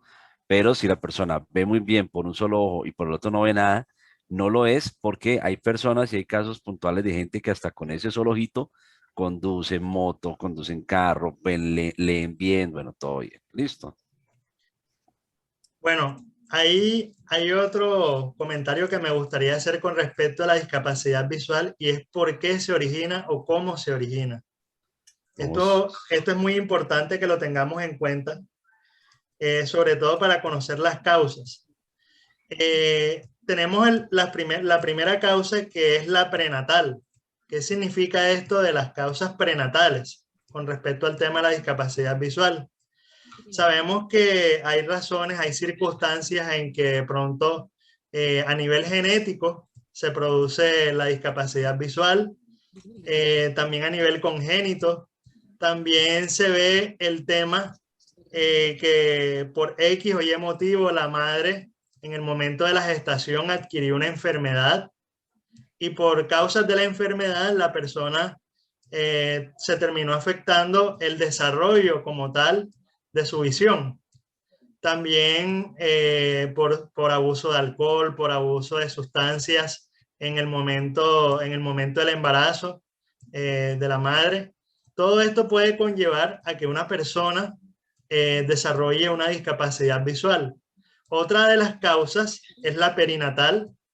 La perinatal, por ejemplo, ustedes saben que cuando la madre está en embarazo, de pronto se da la circunstancia que ese bebé que viene en camino nace antes de lo previsto, ¿verdad? Y ustedes saben que el cuerpo, cuando está en esa gestación de los 9 meses, pues obviamente tiene un tiempo estipulado para que se desarrolle todo el cuerpo como tal.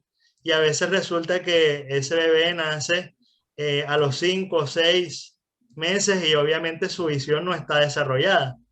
Y se ve mucho el tema de las incubadoras, que hay que tener mucho cuidado con el tema de las incubadoras, porque saben que tienen una luz muy fuerte las incubadoras y pueden terminar afectando también los globos oculares del bebé, donde se puede quemar la retina, donde puede sufrir un daño, todo lo que es la parte como tal del ojo. Y obviamente esto va a traer grandes dificultades para ese bebé al momento de ya salir de la incubadora. Y posteriormente, otra de las causas es la postnatal. La postnatal está asociada cuando las personas ya están en su proceso de crecimiento, ya obviamente ya nacieron, ya están creciendo, se están desarrollando y por X o Y circunstancias puede ser un accidente, puede ser de pronto porque, no sé, por cuestiones de salud se le subió la presión del ojo y perdió la visión por un glaucoma, por diferentes circunstancias que ninguno de nosotros estamos exentos de tener una discapacidad visual, puede llegar a nuestra vida. Entonces, algo muy importante es que debemos tener sensibilidad con el tema. Las infecciones también, efectivamente, como dicen en el chat, Andrés, Carlos. Así es, las infecciones, así es, totalmente las infecciones. Entonces, como ustedes ven, es algo que las ingestiones y las suceder. ingestiones, ¿no? Porque, ojo, el licor adulterado también es uno de los causantes de pérdida visual, digamos, por ingestión de licor adulterado.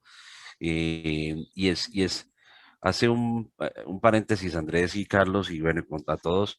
Hace poco el Instituto Nacional para Ciegos lanzaba unas campañas de prevención y de hecho hubo una controversia un poco fuerte entre los compañeros con discapacidad visual que argumentaban que el INSI no tenía por qué entrar en el plan de hacer prevención de la discapacidad visual,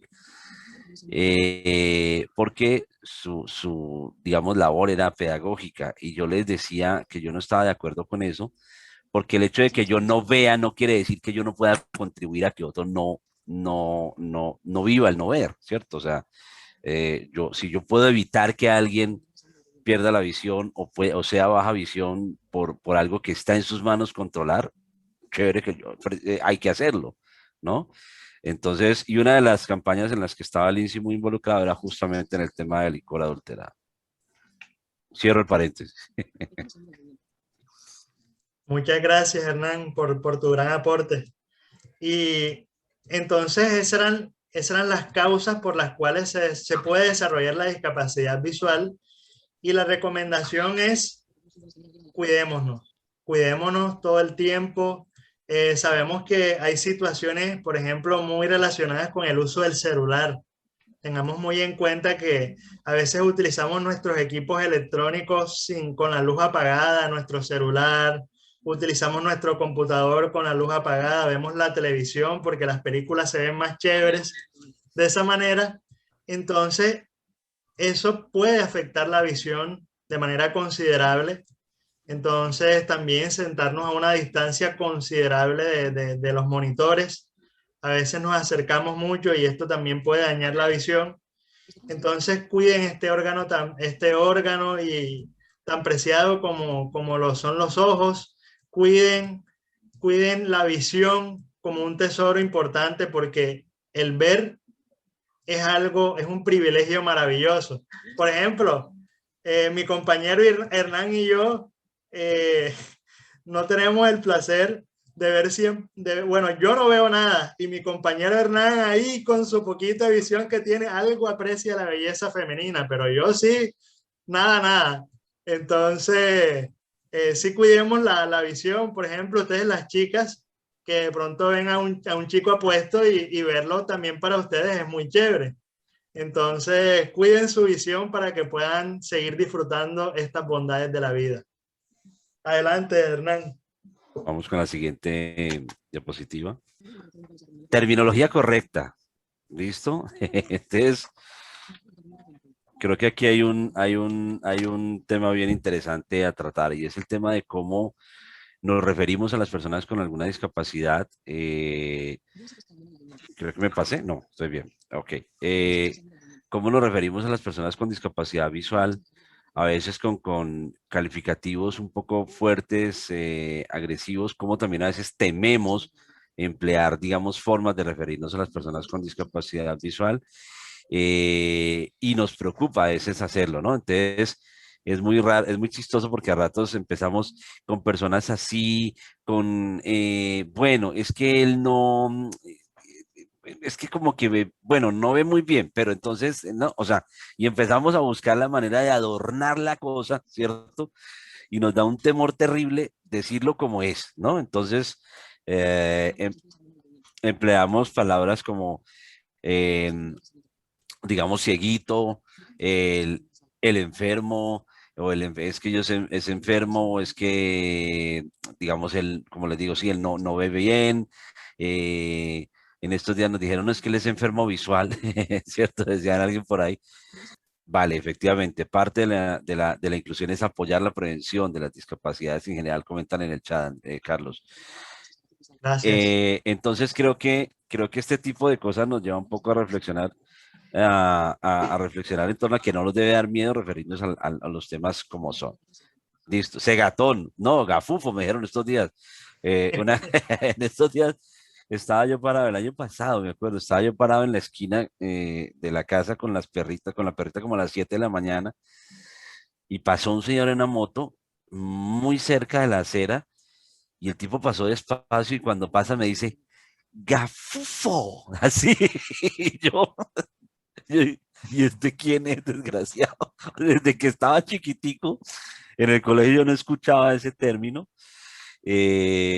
y entonces yo decía, qué gracioso, o sea, la gente cómo se le ocurre decirle cosas, ni siquiera me conoce, no sé ni quién es ni nada, pero el tipo no se aguantó y pasó por medio de vainas.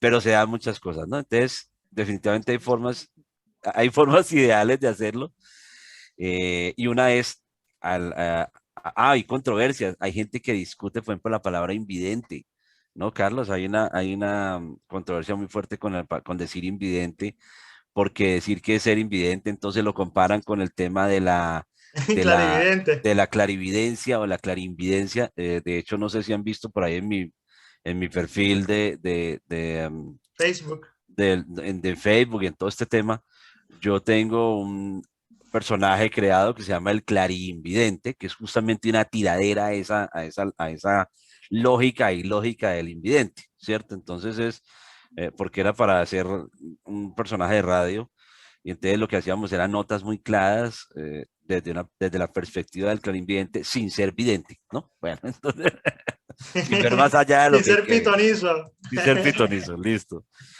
Entonces, mm, primero hay que aclarar que no, eso es una pregunta. ¿Mi profe es invidente? No, yo no, en particular yo no. Pero hay gente que sí le molesta un poco y allá es donde íbamos. Creo que en eso vamos a estar de acuerdo con esto, Carlos, y yo creo. Y es que las palabras no necesariamente son las ideales. No es que sea una precisión decir, diga ciego o diga invidente o diga persona no vidente o no. Lo importante es también la forma como lo decimos, ¿cierto?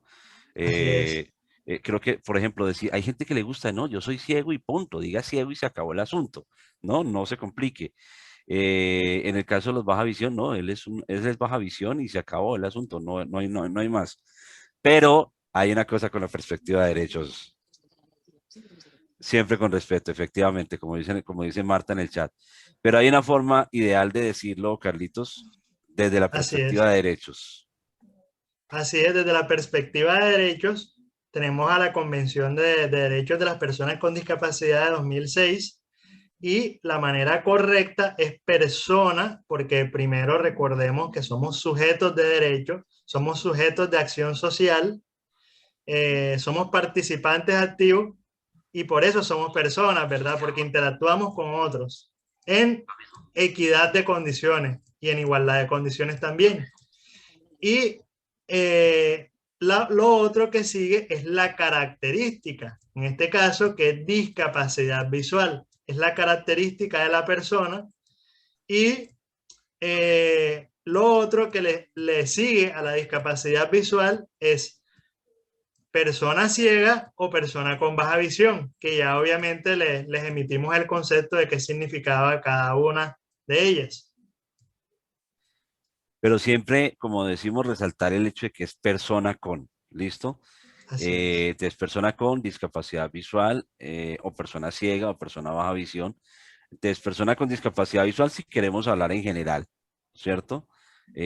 Persona ciega o con baja visión si hacemos referencia a alguien específico. Entonces, la pregunta que me hacían ahora en el chat, a mí no me molesta que digan mi profe es invidente, pero si dicen mi profe es baja visión, pues chévere porque realmente estarías hablando de mi condición, ¿cierto? O si dicen en el caso de Carlos, mi profe es invidente o es ciego, bueno, no sé ya Carlos ahí cómo le gusta más o cómo le molesta menos, mami.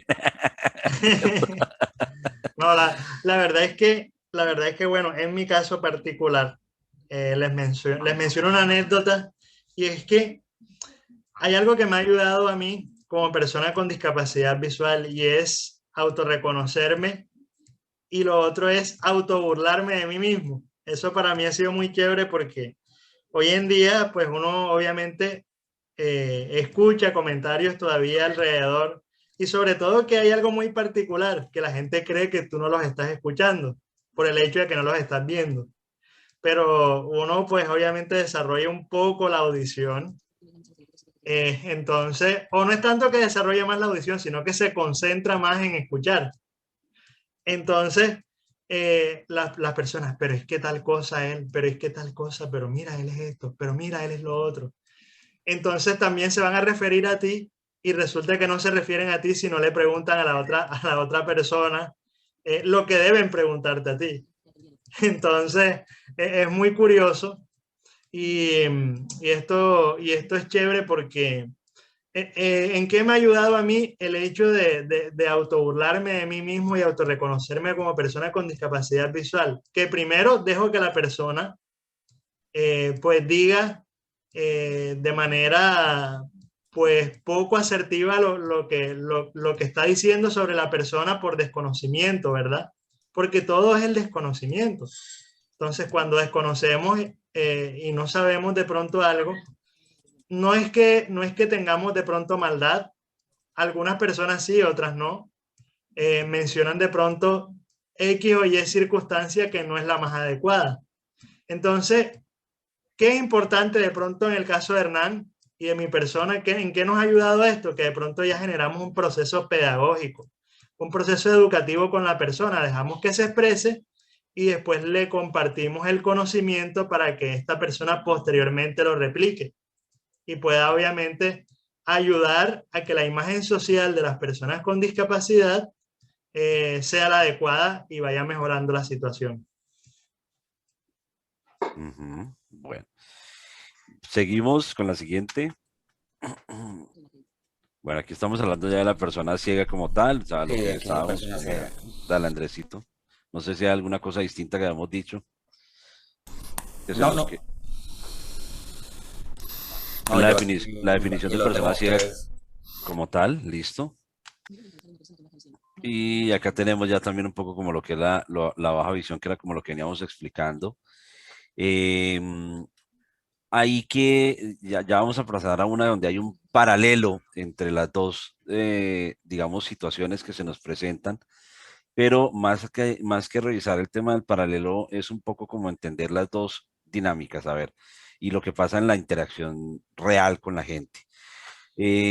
Socialmente, estamos tal vez más familiarizados todos con las personas digamos, con ceguera, y aprendemos mucho más fácil a entender que no ve. Es decir, para la sociedad en general es más fácil manejar los extremos, o sea, ve hacia la derecha o no ve hacia la izquierda, ¿cierto? Entonces, perfectamente lo tenemos estipulado.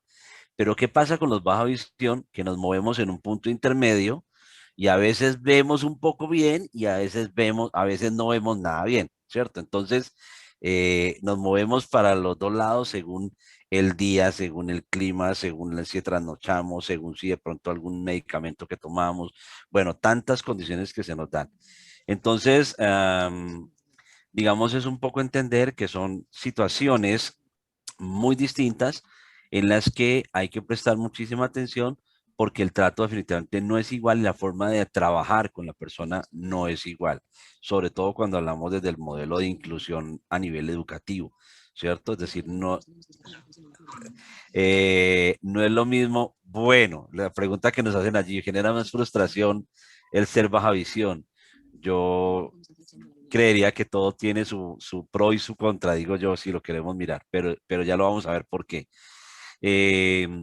Entonces es un poco como entender que son dinámicas distintas. Entonces, digamos, la persona que no ve nada deberá tener apoyos en lo que tiene que ver con orientación y movilidad, con habilidades para la vida diaria, con el tema de la lectura y la escritura en braille, hoy por hoy con los lectores de pantalla, ¿ya?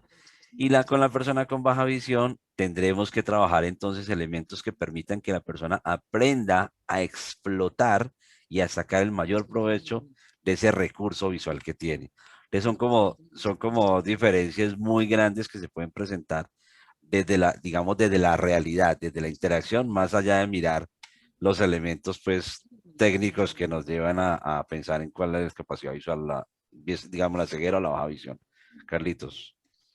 Hernán, de hecho me gustaría hacerte una pregunta que nos va a ayudar mucho a contextualizar esto de la baja visión, y es que muchas veces en el aula de clases se ve el típico estudiante con baja visión donde el profesor nota que hay ciertas cosas que observa y le dice, mire, usted sí ve, para eso sí ve, para eso sí ve. De acuerdo, Entonces... de acuerdo. Y de hecho, ahí entra un poco como lo que veníamos diciendo, ¿no? Cómo esas dificultades se presentan más desde la interacción social, porque el que es ciego se entiende que no ve y punto, no hay nada que discutir, pero con el baja visión que se mueve en esos ámbitos intermedios, se presentan cosas como la que me pasaba a mí en la universidad, ¿no? Que yo creo que alguna vez lo comentaba, no sé si aquí, pero lo comentaba, y es que cuando hacíamos los trabajos en grupo, todos hemos pasado por ahí la famosa colcha de retazos, donde usted haga los objetivos, usted haga la introducción, usted haga la...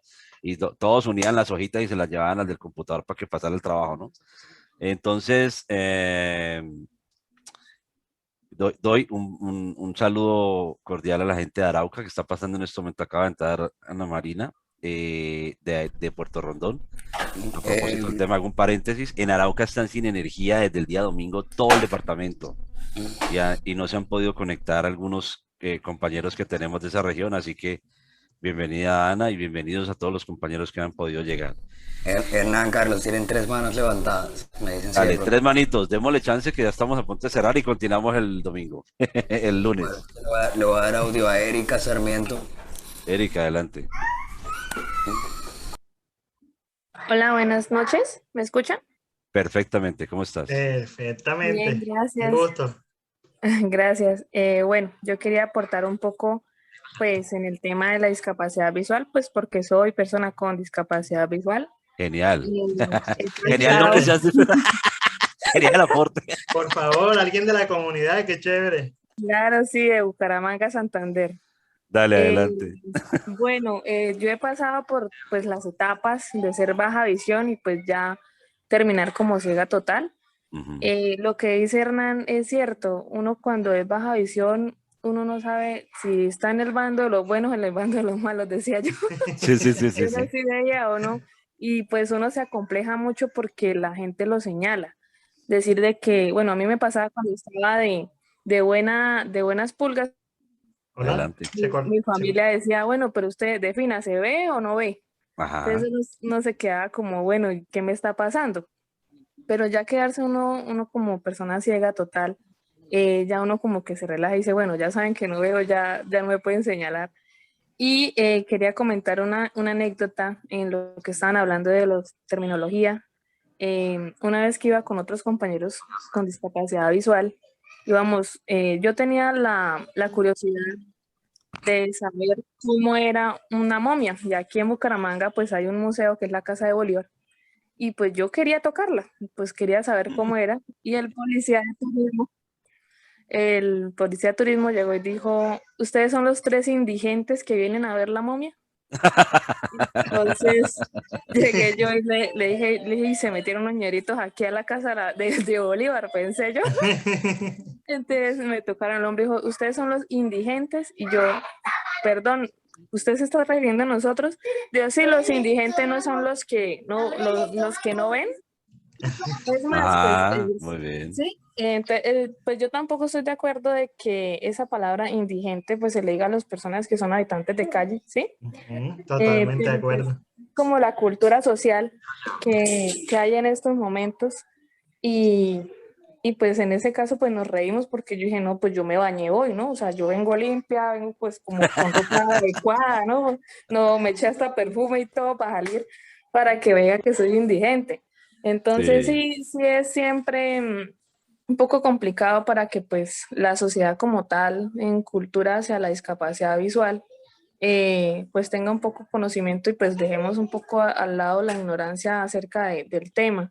Pues aparte también a nosotros siempre nos rotulan por la discapacidad, nos ponen como un seño, un letrero grande que dice ciego o ciega, pero yo pensaría, pues para opinión personal, que cuando ya lo conocen a uno, pues llámenlo por el nombre, o sea, como por persona, más no porque uno tenga una deficiencia, pues ya como tal.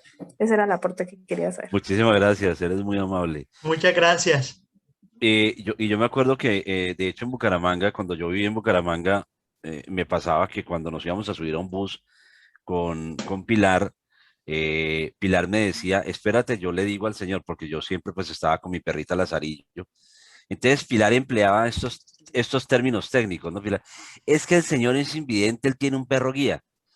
Y el conductor, voy a hacer un comentario sin generalizarlo, sí, pero el conductor va preocupado porque está haciendo guerra del centavo, porque la esposa le acaba de llamar a decirle que tiene que pagar el arriendo, que llegaron los servicios y tales, bueno, Y el tipo viene a una señora y le dice, es que el señor es invidente y tiene un perro gay y a duras penas ha escuchado esa palabra en su vida. No, a mí no me friega, yo perro no llevo y se acabó el asunto. Entonces un día le dije yo a Pilar, ¿sabes qué, Pilar? Vamos a hacer una cosa más sencilla. La próxima vez no empleemos esos términos tan técnicos. El señor es ciego y el perro lo lleva. O sea, punto. No hay más discusión. Y santo remedio, el señor ya, hágale de una, para arriba, ¿no? Bueno, tenemos otra manito por ahí. Tenemos otra manito levantada, Andresito. Sí, tenemos a Benedicta Cuides. Adelante, Benedicta, tienes el Buenas audio. noches para todos. Buenas Hola, noches, mi Benedicta. profe. Hola, Benedicta. Mi profe, tengo dos preguntas que siempre me han asaltado, ya que trabajo, tengo dos estudiantes, uno con baja visión y uno con desprendimiento de córnea. ¿Hasta qué punto es bueno en el estudiante con baja visión trabajarle la lectura global? Y en el chico que tiene desprendimiento de córnea, no sé, en el momento que digamos que yo trabajo con él, me parte el alma verlo, digamos que él se acerca tanto a su cuadernito para poder trabajar. Yo le comentaba a la mamá pues que ya era como hora de irle enseñando o llevarlo al INSI pues para que le enseñen al uso del bastón, el braille, porque es muy complejo. O sea, no sé, yo como docente lo veo así, me parte el alma ver a este chico quererse esforzar por trabajar, por hacer sus cosas. De hecho, uno de los médicos decía que ya, o sea, no era necesario, digamos, que se le esforzara a escribir o a trabajar en cuaderno porque pues prácticamente lo que se estaba haciendo era afectando más su condición. De acuerdo. Bueno, hay dos cosas allí bien interesantes. Primero, que me parece pertinente aclarar, el Instituto Nacional para Ciegos ya desde el año 94, es decir, desde el siglo pasado, ya no hace procesos de rehabilitación, ya no acompaña procesos de rehabilitación, entonces es importante como que tengamos claridad. Lo digo porque a la hora de direccionar a un papito, no lo estaríamos direccionando a la entidad, digamos, competente, ¿de acuerdo? En estos momentos, pues de acuerdo al decreto 1421, si somos de un colegio público, podríamos solicitar apoyo de tiflólogos delegados por la Secretaría de Educación departamental o municipal que nos acompañen en ese proceso. Y ellos estarían en la posibilidad y en la competencia de enseñarle el braille al estudiante, como igual a ti como docente, pues en capacitarte en ese sentido.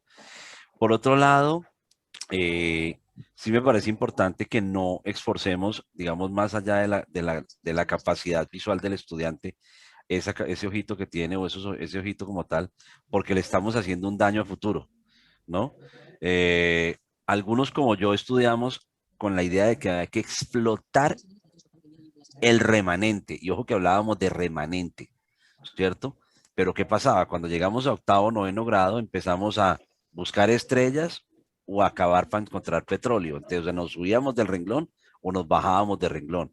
Y escribíamos, pero ya no éramos capaces de leer lo que escribíamos. Entonces, que no tenía sentido empezar a trabajar de esa manera y empezamos a buscar, yo en octavo, noveno grado, aprendiendo braille apenas. Entonces creo que es un muy buen momento para hacerlo.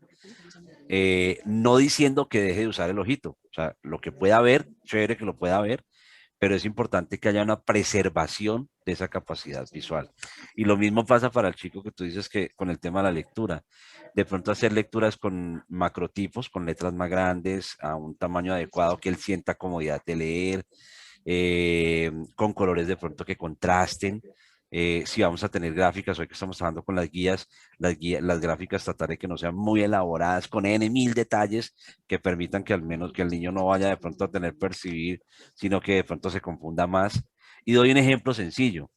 Todos recordamos, ¿se acuerdan ustedes del búho que lo pintaban muy sencillito así en silueta, paradito sobre el palito, pero para dar el efecto de que las alitas eran, de que a los lados se les veían como las plumas, le pintaban unas bolitas tipo anillos, ¿se acuerdan? Alrededor. Y resulta que yo, cuando vi la primera vez esa imagen, yo nunca entendía qué diablos eran esos anillos. Yo decía, ¿pero qué son esas bolitas? ¿No? Y esas bolitas eran simplemente ornamentales, pero a mí, visualmente, no me representaban mayor cosa. Entonces, a veces tener información de ese tipo que nos dé imágenes claras, muy precisas y muy sencillas, nos permitiría hacer eso. Una pregunta interesante, si no está en un colegio público, ¿a qué lugar se puede remitir? Entonces, en muchos departamentos hay instituciones que adoptaron la posibilidad de hacer el proceso de rehabilitación, por ejemplo, fundaciones o asociaciones sin ánimo de lucro, que eran de los mismos usuarios de las diferentes sedes del INSI en los departamentos, se unieron y crearon esas asociaciones. Entonces, por ejemplo, en Cali está Solib, en Bogotá hay entidades también asociativas. Una referencia puede ser el CRAC, que también hoy por hoy está trabajando con adultos en Bogotá o en Cundinamarca. ¿cómo se llama? En Bucaramanga está la Escuela Taller para Ciegos, en Barranquilla está Fundavet, o sea, hay varias entidades que están haciendo la labor de hacer procesos de rehabilitación en esa falencia del INSI. Hay un aporte que me gustaría realizar con respecto a lo que estaba comentando nuestro profesor Hernán, y es la parte social del tema. La parte social del tema, recuerdan que yo les estaba mencionando en clases anteriores el tema de la comunicación, el tema del diálogo, ¿verdad? Con la persona con discapacidad, en este caso con el estudiante que tiene baja visión que está nombrando Benedicta, que es importante también realizar un proceso de diálogo con el estudiante para conocer también cuál es su percepción sobre el tema. Por ejemplo, qué tanto logra ver, cómo ve, qué es lo que percibe para él, cuáles son las mejores condiciones, y también el anhelo y el querer de él es muy importante. Y también el hecho de generar conciencia en la persona. ¿A qué me refiero en esto? Y hay un paralelo entre el anhelo y la conciencia. Cuando hablamos del anhelo, en este caso, refiriéndonos a la discapacidad visual, es que el estudiante obviamente está en un proceso en el que tiene un grado visual, una funcionalidad visual, y quiere aprovecharlo lo mayor posible, sobre todo cuando va donde el oftalmólogo o cuando va donde el retinólogo y le dice el oftalmólogo o el retinólogo que él dentro de unos años va a perder la visión. O sea, a nivel psicológico y emocional, esto genera un impacto en la persona. Y obviamente va a querer aprovechar ese grado visual lo mayor posible, disfrutar de muchas actividades que de pronto en un futuro no va a poder disfrutar, como una persona que tiene un grado de visión. Entonces también es importante aquí generar conciencia, lo que nombraba nuestro compañero Hernán. ¿En qué sentido de la conciencia? Dialogar con el estudiante y mencionarle, bueno, tú tienes estas habilidades visuales, ¿verdad? Y logras ver tanto o tu forma de ver las cosas es de la siguiente manera, de acuerdo a lo que tú nos estás mencionando. Entonces, unas recomendaciones son estas y estas. Pero trata también de tener conciencia de que si te sientes cansado a nivel visual, si ya sientes que no puedes dar más, pues descansa. No esfuerces tu vista más de lo que puedes. Y no trates de ver cosas que de pronto no puedes ver, porque eso a la postre puede contribuir a que ese proceso que te está diagnosticando el oftalmólogo o el retinólogo se acelere y pierdas condiciones visuales más rápido. Entonces, siempre es importante el diálogo o sea, tener en cuenta el anhelo del estudiante, pero también el hecho de generar conciencia. Bueno, hay unas preguntas de Rey. Perdón, Benedicta, ¿dónde estás tú? 7:54. Dale, Con perdón, ¿dónde? respecto a lo que dice el profe Carlos, sí, realmente es muy importante. ¿Por qué? Porque, digamos, yo he hecho ese proceso con el estudiante, o sea, de hablar, porque pues igual él es una persona que hay que escucharla, a pesar de que tenga una discapacidad cognitiva a su vez, es importante escucharlo. El deseo de él, y él siempre lo ha dicho, y es, yo quiero aprender a leer, yo quiero que tú me enseñes a leer, yo quiero que, o sea, que haga lo mismo que yo hago con los demás estudiantes, que lo haga con él.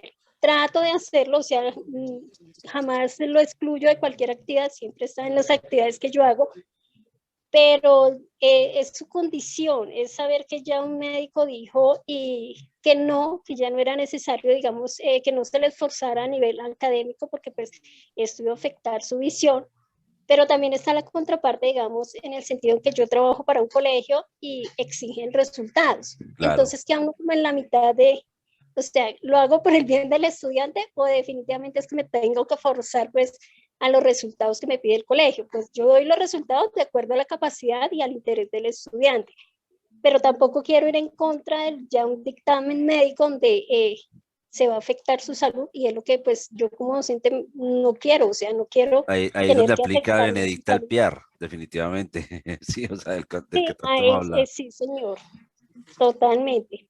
Así es. Pero entonces, digamos, me queda a mí, digamos, la duda es frente a lo que ya dictaminó el doctor como tal, y es a él ya no le sirve la parte académica. Pues digamos, no sé, eso fue lo que, pues el último reporte que dio el neuro, y era decir, ya para que algo académico, cuando él totalmente, pues ya pierde totalmente su visión, porque pues desafortunadamente, digamos, él va caminando, ya se tropieza más, se ha caído, se ha golpeado, Claro. al tener el síndrome de Cornelia, pues obviamente esto lo afecta mucho más a él. Entonces, yo quedo como atrapada en cómo le digo a él, y digamos, de qué forma se le puede decir a la familia, mira, o sea, ya el neurólogo lo estableció, ya un psiquiatra también lo ha dicho. Entonces, ¿cómo llevar a la familia, digamos, a que vayan afrontando ya la situación? Vamos a hacer una cosa. En este caso puntual tenemos ya unos muy pocos minutitos para tener que salir de la sala. Me parece interesante que lo hablemos el tema, lo planteamos en la próxima clase el lunes. Hay varios temitas allí en el aire, por ejemplo, tenemos lo del bastón, lo de los colores de los bastones, lo vamos a trabajar, tengan la plena seguridad que sí. Y voy a hacer el ejercicio de tratar de rescatar un directorio de algunas instituciones. No hay un directorio oficial, al menos el INSI tiene uno, pero no es oficial. Digamos que no podría aglutinar a todas las organizaciones que hay, pero sí aglutina a las principales.